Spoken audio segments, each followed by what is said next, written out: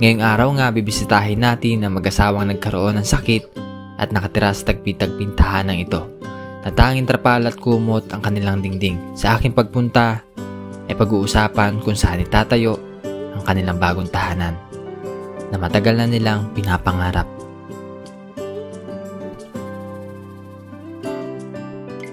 At habang nag-uusap kami ni Tatay Chudorico ay may bigla itong inamin na problema. May sabi na ko sa'yo. Sinabi ko lagi rin. Hindi ko na sinabi. Hindi mo sinabi? So yun, magandang araw sa inyong lahat mga bayan.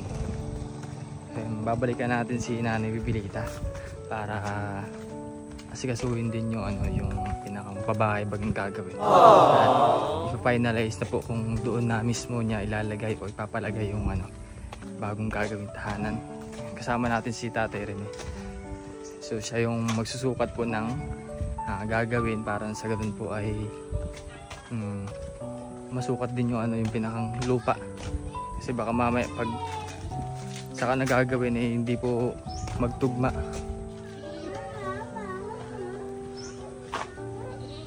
Hi! Magandang tanghali ho.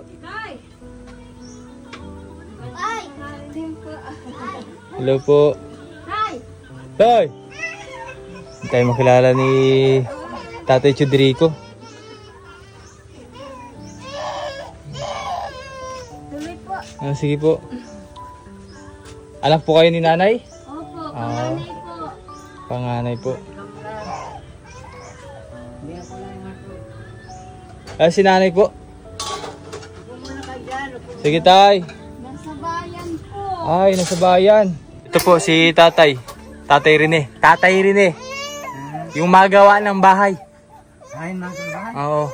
Dito na lang, dito. Niliyan kung gusto ni nanay mo eh. Ay daw po ay. Yan tinuro eh. Oo. Tapos, asukatan. Asukatan niya yun? Oo. Third floor. Third floor. Mahirap ang dinig ni Tatay Chudorico. Tatay Dini po. Yan, so ito po yung ito po yung pinakangalote na pagtatayuan daw, sabi ni Nanay Bibilita. Kaya sinyo na yun, Nyob. Putulin pa yun? Tay! Kahit hindi naman po. Atas mga natin. Hanggang doon sa may hanggang dyan sa may... Ayun, yung mga sama dyan sa tabi. Alaga ng alawan sa mandun. Alaga ng mga gekal. May asin. Tanggalin. Ay sige. Tanggalin pa rin. Asin na. Tanggalin pa pala ito tayo. Tatangkasin ko yan. Abak lakipit. Ay yung parang design po bagay parang ganun kay kay Ate Bebelin po. Ganyan din nangyari? Pero medyo mataas nga lang yung sa kanila dahil parang ang pinakasahig po nila kawayan. Hindi man maabot yun. Dito po. Paharap tatay, paharap. Balagbag pag yan. Hindi pa, pagayan yan. Paharap po ang tayo. Paano paharap? Ganun po kay Ate Bebelin na pag dito ang pintuan. Tama ba? Ay di ba pagayon? Papagayan ng bubong. Kalak wala na ay. Kalak Hindi man. At minaasikaso din laho. Minaasikaso. Inaasikaso na. Marami din po kasing napuntahan ay. 8. So, 13. 8/13. Okay na po yung ganyang sa gilid para malagyan ng adjust daw tatay. Masyadong alagyan sa kanal. alagyan daw po ng halaman daw kasi yung gilid ay. Pare, isod mo dito. Asin naman yung bubong. Dili. Oo. Isod pa na konti. Yan. Asin naman yung bubong yan. Para daw malagyan ng halaman. So magpapalantito ata dyan si Tatay Chudorico.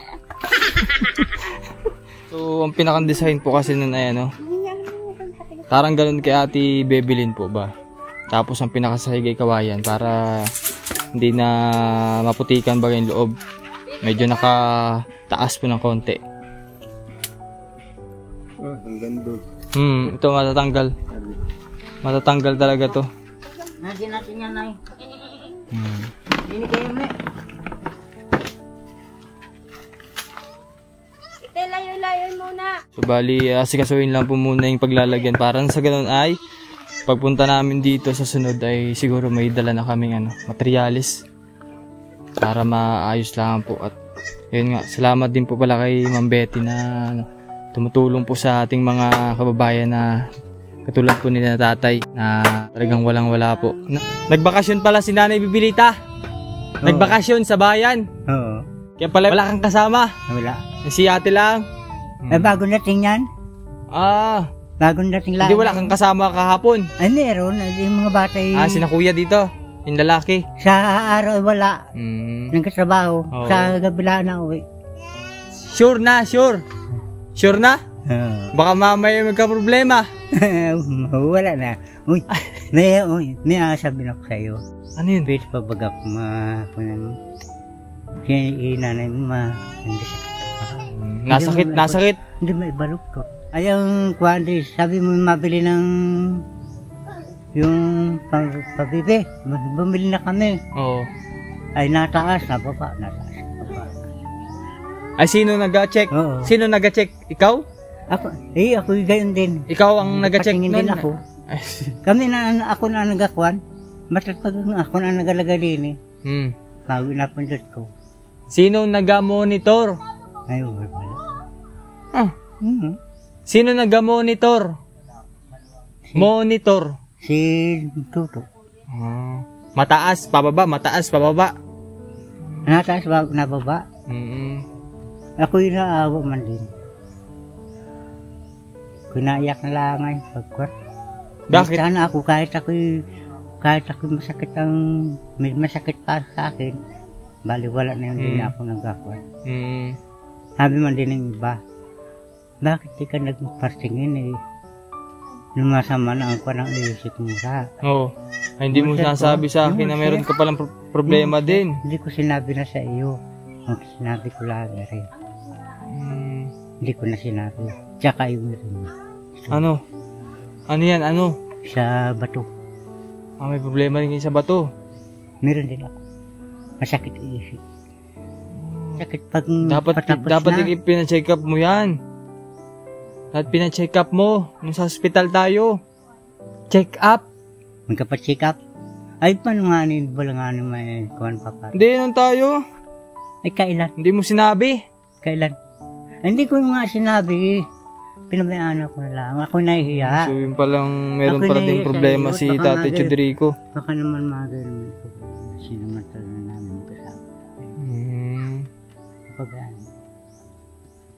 Yun lang, Sayang din kasi yung pagkakataon na nandun sa hospital at kahit pa paano babagay nabigyan din siya ng gamot pero yun nga hindi sinabi ni Tate Chodrico dahil nga dun sa nahihiya siya.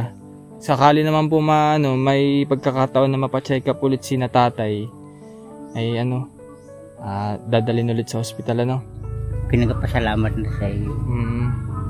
At gagawin mo na rin yan. Makakalipat na ikaw, makakalipat. Ayaw, malipat pag nakayari. Pag nakayari. Ngayon ay Alam nga namang hindi lipatan naman. Ngayon ay drawing muna, drawing. Huwag ka. Yan, shoutout pala kay na Ma'am Amy, kay na Tita Maria Magnet, kay na Ma'am Nana, Ma'am Monica. Yan, sa mga anonymous sponsors po, thank you very much po sa tulong nyo at pagsuporta sa ginagawa ko pong mga mission dito sa Oriental Mindoro. At maraming salamat po muli kay Ma'am Betty. Kundi dahil din sa kanila ay wala tayong ganitong project na pabahay para sa mga kababayan natin dito sa Oriental Mindoro. At sana suportahan niyo po yung mga ginagawa kong mission din. At ingat po kayo palagi dyan, Ma'am Betty. At sa mga sponsors natin, thank you very much din po. So abangan nyo na lang po yung gagawin namin pabahay para kay Natatay Chodrico at kay Nanay Bibilita. Ito po yung pang-5 pabahay dito sa Oriental Mindoro. At talagang kahit paano po ay dumadami na rin po yung natutulungan sa pamamagitan po ng pagbablog ko din at sa mga sponsors natin katulad ni Ma'am Betty, na talaga naman po napakabait.